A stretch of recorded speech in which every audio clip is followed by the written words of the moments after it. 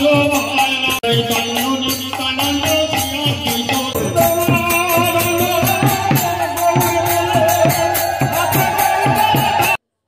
সংকীর্তন, ভোগ আরতি সহ রাধা অষ্টমীতে মেতেছে পূর্বস্থলীবাসী।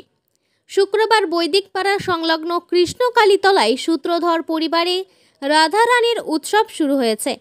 আর সেই উৎসবেই মেতে উঠেছেন স্থানীয় বাসিন্দারা। সকালে অধিবাস সহ গঙ্গা জল আনা নয়, ভগবত পাঠ, সন্ধ্যা আরতি এবং শনিবার সকাল থেকে শুরু হয়েছে অষ্টম প্রহর হরিনাম সংকীর্তন।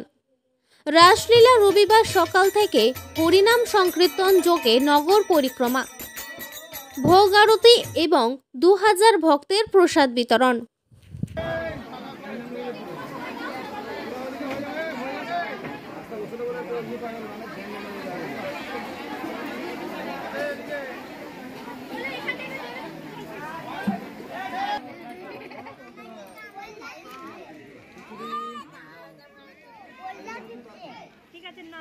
স্থানীয় বাসিন্দারা জানিয়েছেন, 10 বছর আগে সূত্রধর পরিবারে রাধারানীর উৎসব শুরু করেছিলেন হারাধন সূত্রধর নামে এক কাষ্ঠশিল্পী। তখন অবশ্য উৎসব হতো ছোট আকারে, একদিনের জন্য। তবে এবছর স্থানীয় বাসিন্দারা সহযোগিতার হাত বাড়িয়ে দেওয়ায় রাধা অষ্টমীর উৎসব চলল 3 দিন ধরে। প্রতিবেশীদের দাবি, এলাকায় একাধিক জায়গায় শ্রীকৃষ্ণের জন্মাষ্টমীর উৎসব হলেও রাধা অষ্টমীর বৃহৎ উৎসব হয় না বললেই চলে। এবছর কৃষ্ণকালীতলায় বড় আকারে শুরু হওয়া রাধা অষ্টমীতে হাজির হয়েছিলেন প্রায় 1002 ভক্তরা।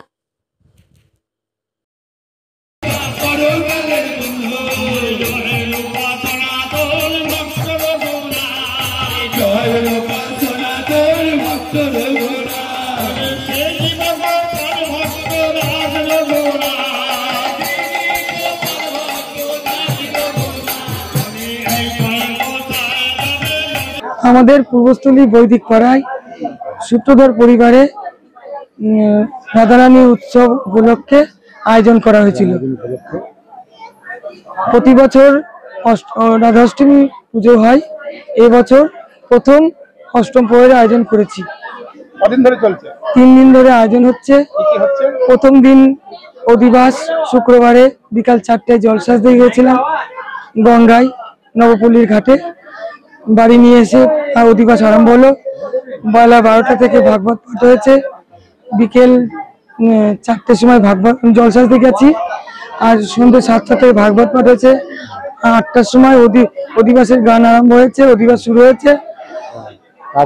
তারপরের দিন ভোর 5টা থেকে গান আরম্ভ হয়েছে, সারাদিন গান হয়েছে।